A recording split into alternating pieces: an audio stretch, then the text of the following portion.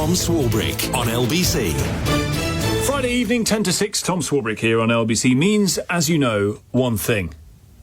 There is no world in which you can have too much of this man. It's Simon Marks, American Week.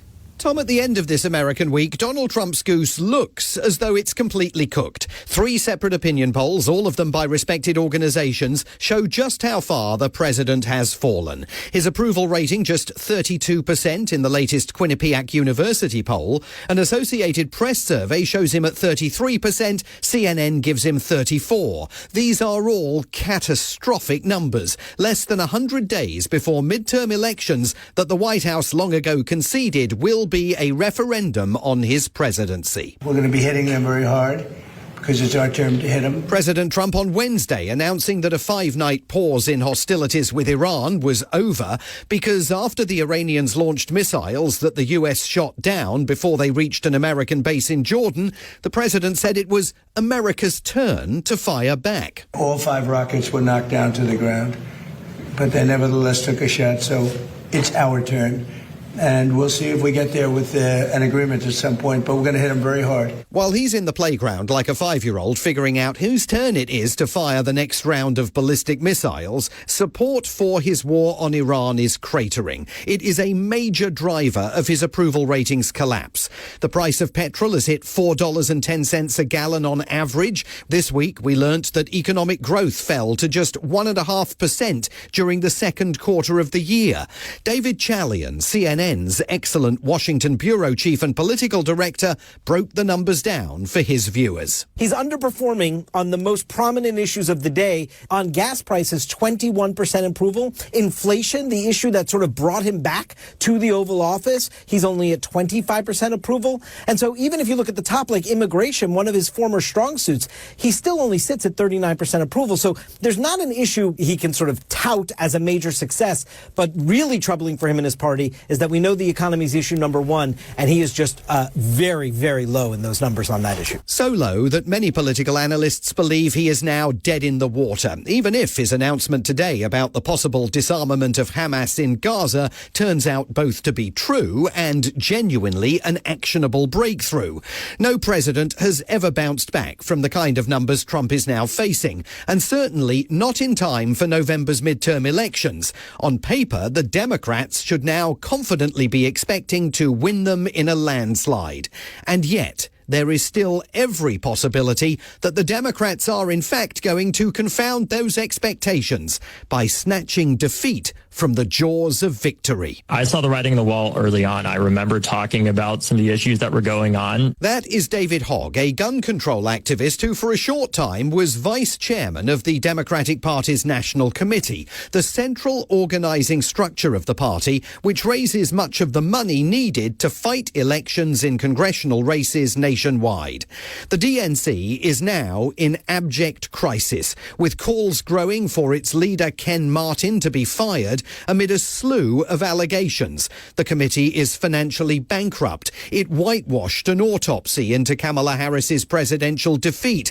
Mr. Martin has even been accused of anger management issues, as Mr. Hogg referenced in his interview on left-leaning MS Now TV. It's now been 18 months. They had to put the building up as collateral, and they're $2 million in debt. It's incredibly sad to see the DNC in the committee at this point, and it could not be more clear that he's unfit to lead. We need somebody who can actually raise money and also not throw his phone at staff. This is not a tangential issue as the Democrats battle to retake control of Congress. It is a potential depth charge beneath those efforts. Federal Election Commission records show that the DNC is $2 million in debt, while Donald Trump's Republicans have a war chest of $130 million to spend, with more coming in every day. Little wonder that top Democrats like Rahm Emanuel, the former mayor of Chicago, now considering a race for the presidency in 2028, are worried. Ken Martin should be building our apparatus for 2028. Yeah, and is he, or is he failing at it? 8 battleground states. Well, it's not. It's not happening at the level of the support that needs to happen. He spoke to CNN. It's not just cold, hard cash that Democrats lack. It's also any kind of agreed, unified message. Behind the scenes, there is a scorched earth internecine battle taking place for control of the party, with centrists from the old guard pitted against young left-wing progressives and vigorous disagreements about whether the party should be presenting itself as a socialist movement or not. People are hungry for a vision of the Democratic Party that has more to do with the New Deal than with the raw deal that so many Americans have been forced to accept over these last few years. Mayor Zoran Mamdani of New York City, who said this week that he is willing to be the poster child for socialism in America.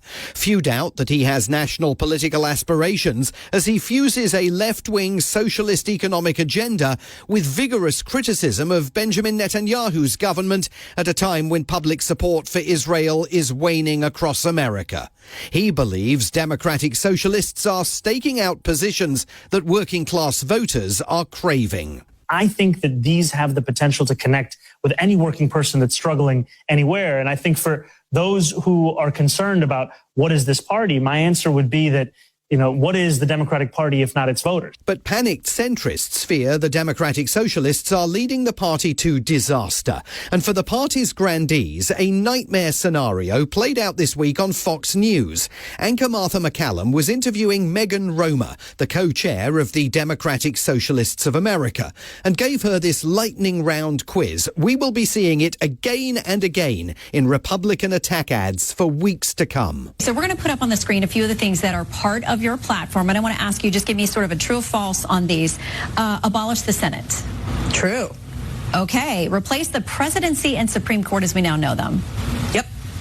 Abolish ICE. Absolutely. Abolish borders and give amnesty to anyone currently in the U.S. illegally. As a long-term plan, yep. Defund the Pentagon. Absolutely. Abolish prisons, at least in large part. Yeah, again, that as part of a long-term program, yeah. Okay, so no prisons. Government or public ownership of most large corporations. Yeah, absolutely. Every single Democrat running for office can now expect to be asked whether they agree with those positions. And at the White House, President Trump was like the cat who stole the cream. I think it's the biggest threat to our nation there is, maybe since our founding. That includes World War I, World War II, September 11th. It includes the Pearl Harbor attack. It's basically introducing communism into the United States of America. There's never been anything so dangerous. That's quite a claim coming from a man who has already tried to subvert the outcome of one presidential election and has made it clear he will only accept the results of November's midterms if Republicans win them.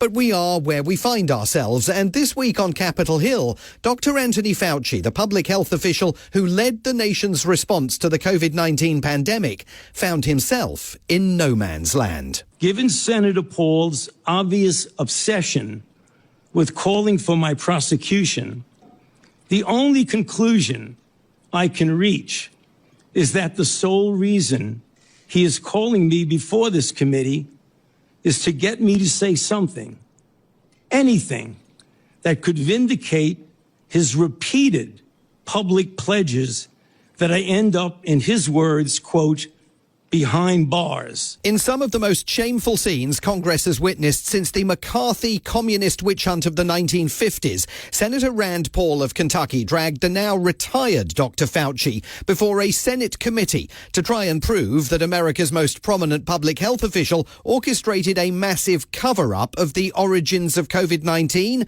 and should be prosecuted and jailed, claims Fauci and his many supporters deny.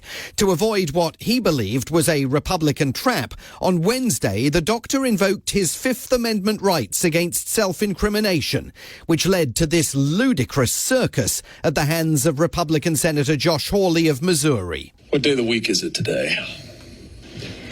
On the advice of counsel, I respectfully decline to answer based upon my rights under the Fifth Amendment to the Constitution. What color tie are you wearing? On the advice of counsel, I respectfully decline to answer based upon my rights under the Fifth Amendment to the Constitution. What color's the carpet in front of you? On the advice of counsel, I respectfully decline to answer based upon... On and on it went. At one point, Dr. Fauci's lawyer sitting alongside him was ordered out of the room and led away by Capitol Police. One pithy verdict on what we had all witnessed came from an unusual source. We are in a dark period of America. Harvey Levin, the founder of celebrity news website TMZ. It now operates a very busy Washington bureau that relishes the ludicrous exploits in a once serious city. The idea that you have to watch this man take the Fifth Amendment, and again, I will say that I disagreed personally with some of the CDC decisions. He's a public servant who worked for us and saved lives for decades. And we are turning him into what Rand Paul wants to be, a criminal. Hard to argue with a word of that. Last week I told you to follow the money. Today the Wall Street Journal has an explosive front page report on the extent to which President Trump is demanding money from captains of industry, tech and finance. $10 million here, $50 million there. The newspaper reports that corporate executives refer to the payments as the Trump transaction tax. You pay them if you want to get anything done. We're replacing the free market with the market for Trump's affections, says one Wall Street analyst. And Tom, you would think that alone would get Democrats to sort themselves out and not muck it up again in November. From Washington, D.C., Simon Marks, American Week.